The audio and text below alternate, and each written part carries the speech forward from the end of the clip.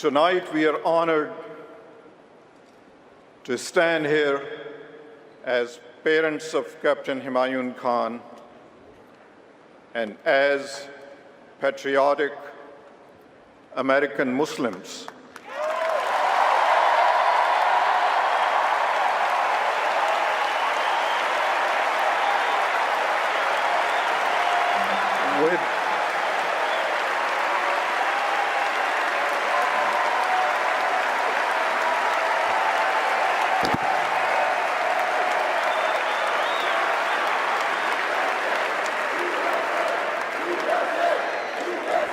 As patriotic American Muslims with undivided loyalty to our country.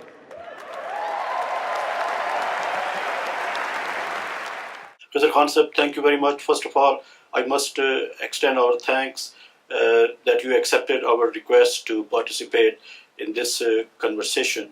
And I would start by asking that the speech that you made in the Democratic Convention in Philadelphia on July 28th, it was watched by 62 million people. And what do you have to say about that? Well, I'm delighted. The more people heard it, the more love and care and positive response I have received.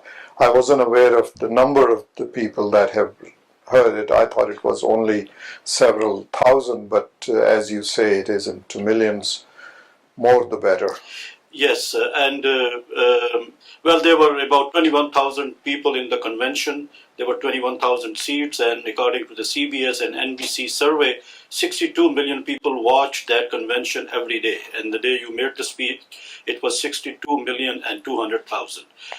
And New York Times has characterized your speech as that you electrified the whole convention, and you became an instant sensation on the social media and the cable news network. Have you felt anything like that? Or No. I'm a very private person. That wasn't the idea. The idea was to just convey the message, convey the concerns that my comments reflect. But I have felt thereafter the reaction of the people on the street had been as if I have touched their heart. And that was enormous reward and satisfaction that a private person, a humble person like myself could accomplish that. What was essentially your message in the 4-minute speech that you made in the convention? What was the message? Whenever I would visit for the last whole year, this has been going on since Donald Trump's candidacy was announced, and he was making smearing Muslim Americans and disparaging remarks about Hispanic Americans, about judges, about women, about other minorities, even the leaders of his own party. We just, all of us sat and just watched this to permeate and grow and more forceful. So I used to visit friends and their home, and their children would talk to me. They know that I'm an attorney, and their question would be this, and this is not one child, many of them. Are we going to be thrown out of this country? Would we be excluded from here? Would I be able to complete my education? I cannot sleep. I cannot focus on my education. And we just sat there and watched this person continue with his verbal assault. So those concern of those little children, 10-year-old, 15-year-old, 12-year-old, was at the bottom of my heart when I wanted to say something, when I was thinking, what would I say in these 3 minutes? I was given about 3 to 4 minutes by. I could have simply gotten up there and said, thank you very much. You paid wonderful tribute to my son. God bless, and left. But that would have left a burden on my conscience that here you had an opportunity to say something, why didn't you say? So I decided that I'll say regardless of the cost. Of course, whenever you take a ethical, moral stand, there is some cost that has to be paid. And so I am more than willing to do that.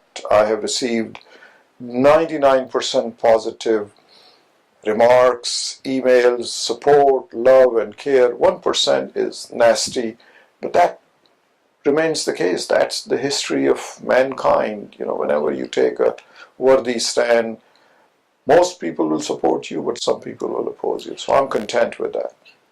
Captain Humayun Khan sacrificed his life on June 8, 2004 in Bakuba. And you came out in the Democratic Convention on July 28, 2016, after 12 years of silence. So, but this chastising the Muslims and by Donald Trump and his party, and it has been going on for quite some time. Why didn't you feel the need before to come and present your case the way you made it on July 28th? Yeah. First, there was no forum where I could come. As a private citizen, regardless of my efforts, people would have not paid attention to me. For 12 years, we have grieved peacefully in the privacy, within the family, within four walls of our house. The reason it became public was that that was the forum that was provided to us. It was now I had the most forum where I can say what I have felt and answer to my cautious. Second thing, and most important thing, is that Captain Humayun Khan's life had been life of care, respect, and dignity. His commanders, a general, his commander, a colonel, his junior, a corporal, have written in the newspapers about his character, about his personality. Had he been with us today, he would be standing right next to me with his hand on my left shoulder, very proudly saying that what you're doing, I would do exactly the same thing. So I was very cognizant of his grace when I was uttering those words, because those words were coming out of my concern, my heartfelt concern of the people that were being threatened. So it was in his grace that I said all this, and I am proud of it, and I'll do it all over again 1,000,000 times. Well, what you have accomplished, cannot be described in words. It is simply unbelievable. And the excitement that the Muslims in America are feeling about it, and the excitement that Muslims all over the world are feeling about it, can be seen from the reports and editorials and the columns and the analysis which are coming in Pakistani newspapers. I read them every day. And but the question is that the sacrifice that you have made, and finally you have broken your silence, and you came with such a big splash and left such an enormous impact, that it has raised a lot of expectations. And people are saying that, for the first time we have been introduced who we are. So that credit goes to you. You have definitely expressed and represented the Muslim feelings. But the question remains whether in this whole hum of this election, this will just be a media event or it will have some lasting impact. I personally feel that the Muslim Americans and Muslim at large are very much ready to make an effort to bring the right light on their religion, on their practices, on their community. Somehow, through unfortunate events of our time, not so positive light had been put on the religion and on the community. And Muslim community at large and Muslim community in America is ready to shed that light, is ready to come out of that light and show their real, true, decent, civilized face. And regardless of the selection, regardless of even results of the selection, that consciousness will continue to grow, and you will see that effort in communities, among children, among adults, among the rest of the community in this country and beyond. People are ready to shed that ugly and dark shadow that had been casted on decent Muslims, and we will continue to make progress regardless of the results of this election. Well, Pakistani community in particular and other Muslims from the Gulf states and Arab world, they started coming here in 1990. I personally came here in 1980. But in the last 30 or 35 years, we have not seen any participation of the Muslims into the mainstream life, social or political mainstream life of America. You have broken this path. I mean, you are leading the way. What should we do, or what is your message for the Muslim community or Pakistani community so that they can start participating in the mainstream social and political life of this country? Yeah. In democracy, your voice can only be heard if you participate. Regardless of number, doesn't matter what is the extent of your numbers, if you do not participate in the process of democracy, you don't exist. And that is the mistake that my community has made, that we have not fully participated. And I think these events are indication. Today's request to the community, to the youngsters of this community and elders of this community, I have requested that participate. Doesn't matter what party you belong to. Participate, register to vote, then vote. In this process, let the party, doesn't matter which party, Republican or Democrat. From my perspective, Democrat, but even if you join Republican Party, do so if that suits your agenda. Let them know that you're a Muslim and you're a registered Republican or registered Democrat. Just those rituals, 2-3 steps, will create room for your voice, your concerns to be heard. Exactly. For instance, going to the town hall meetings, participating there, raising your voice over there, asking questions, taking part in the city council meetings and in the village level or the town level politics. And but there have been, as I said, the Democratic Convention was held on July 28th. And on the 30th, New York Times had your story on the front page with the picture. And that story was very poignant. It started with the lines that you had a conversation with Captain Humayun Khan at the time when he was going to Iraq. And I kind of felt that New York Times left it incomplete, did not elaborate it. And I always thought that if ever I got a chance to speak to you, I would request you what that conversation was that you had with your son. Well, I asked him as a caring parent, as a father, that what does he feel about the decision that has been made, and his answer to me was, as a military officer, trained military officer and responsible for the lives of scores of American soldiers, he said, look, that's not my pay grade. My pay grade tells me to take care of my unit. Doesn't matter where I am.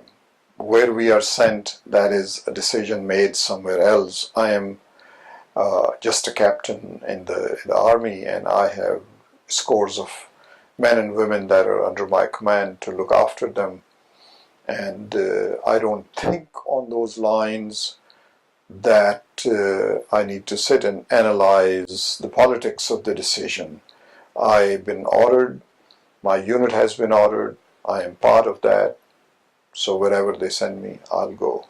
That was an extraordinary step. The 10 few steps that he took and charged out of his unit and stood in front of that explosive car, the car full of explosive. He was not required to do that. He was not supposed to do that. And nobody expected him to do that. But if he had not done that, not only those 12 or 14 men of his unit, but there were about 50 or 60 people standing at the gate of that camp who were ready to go inside and do some work. They were Iraqi, innocent Muslims, Iraqis. Iraqi Muslims. And if Captain Humayun Khan had not sacrificed his life, there would have been dozens of people Casualties. killed that day. Correct. And that was the reason he got. One thing which is not clear in the press, in the media, is that he got two, one Purple Heart and other Bronze Star. Did he get both of these for sacrificing his life, or one of them for some other achievement? No, it was given to him for the same reason, because he wasn't injured or hurt Before. prior to that. It was then and there. To follow up on the conversation, the enormous conversation that you had with your son before you said him goodbye to Iraq, Hillary Clinton has said in one of her speech that Captain Humayun Khan was the embodiment of American values. What do you have to say about that? Well, he was raised here. He came here when he was 2 years old. So all of his school education was here. All of his college education was here. All of his military training was here. So he had embodied the best of America.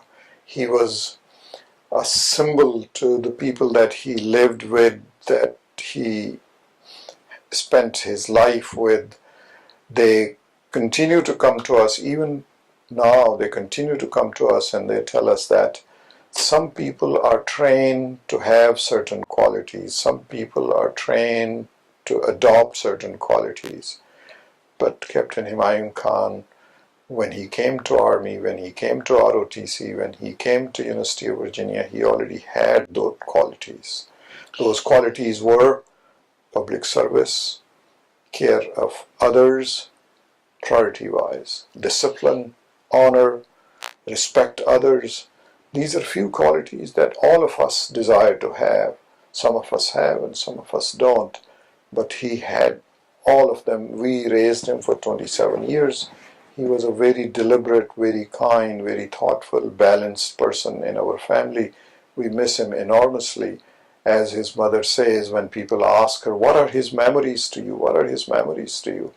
And she, in wonder, says to me, to others she may respond, but to me says, why do they ask me about memories? I don't have any of his memories. Memories are of the people who have left you. He hasn't left me. He's right here. I feel him every day when I go to bed. He's right around me. When I vacuum, he takes the vacuum from me, because that's what he used to do. He would see his mother vacuuming. He will take the vacuum and he will vacuum. He said, he does that even today. So I don't have any of his memories. He's with me right here. So it is that he lived that kind of life, and he remains with us. So you yourself are Harvard educated, and you yourself embody, Pakistani, Punjabi values of chivalry and whatever good values you have attributed to your son. You do have them as well, and you brought them from Pakistan. Is this not the case that he got this chivalry, this discipline, this ready to sacrifice kind of attitude direct from you, and not from the schools over here? It maybe our background may have laid the foundation, but when a person is growing up, the environment impacts that person very much. His mother he had more of his mother and her character than mine. So we may have, of course, parents do that. They give the foundation to the children, but it is the environment and it is their own characteristics, what they get from the environment. From same environment, one person becomes wonderfully helpful, complete person. Other person goes in a wrong direction from same environment, takes the wrong things and goes in other direction. So it's all combination that makes it. Of course, we were given the values from the homeland where our forefathers are buried, and we may have contributed some to his character, but he was a unique person. It must have been very hard for you to hold the family together, console them, and after June 8, 2004, that ominous day. Would you please give us some idea about that? Yeah, I was at office at that time when I got the call. The chaplain, that is the tradition of the US military, that if there is a casualty in the military family, the chaplains come to console the family and give them the bad news, because they are trained to do that, because different people respond differently, but they are trained, they are professionals, and they are trained to handle that situation. So they came home. I wasn't there. They knocked the door. Ghazala was there. She became suspicious because when she saw two chaplains and they introduced themselves, they asked for me. And she said, he's at office. So they called me and they told me that, Mr. Khan, your son has died in Iraq. It was amazing. I couldn't imagine. Even few days thereafter, so I drove home. With this idea, I drove home that by the time I get home, chaplain is going to come back. And that idea remained in my head for many days up until we buried Humayun Khan, that they're going to come and say, we're sorry, we made a mistake. That wasn't Humayun, that was someone else. Yes. That was someone else. The denial part got hold of me, and I went on looking for some hope somewhere, even in denying that, no, this isn't, no way, Humayun, this couldn't happen to Humayun. We just spoke with him a few days ago. His mother just spoke to him on Mother's Day and told him to behave, told him to not be a hero. Yeah. But here we are. Well, as I said earlier, this your sacrifice and the way you communicated it to 62 million people, I mean, it has changed the dynamics of the relationship between the two civilizations. At least this is what we feel here sitting in America. And there are so many streams and rivulets which are coming out of it. And one of them is that I read it somewhere, that if Donald Trump loses, your efforts will have something to do with it. Do you agree with that? I wish that was that would be true. I wish that is true. I don't know what impact it has, but we need to continue to work towards our voice being heard. And that is only one way in democracy, if we want to live successfully, is that to participate. Very nice. It is very nice talking to you, and we really enjoyed it. And more than that, we learned a lot from the message that you have given, and from the deep and thoughtful speech that you made over there, and the similar conversation that we have today. It is really very nice to be able to speak to you. Thank you. And thank you very much for coming here and talking to us. Thank you very much. God bless. Thank you. May Allah bless you. Thank you.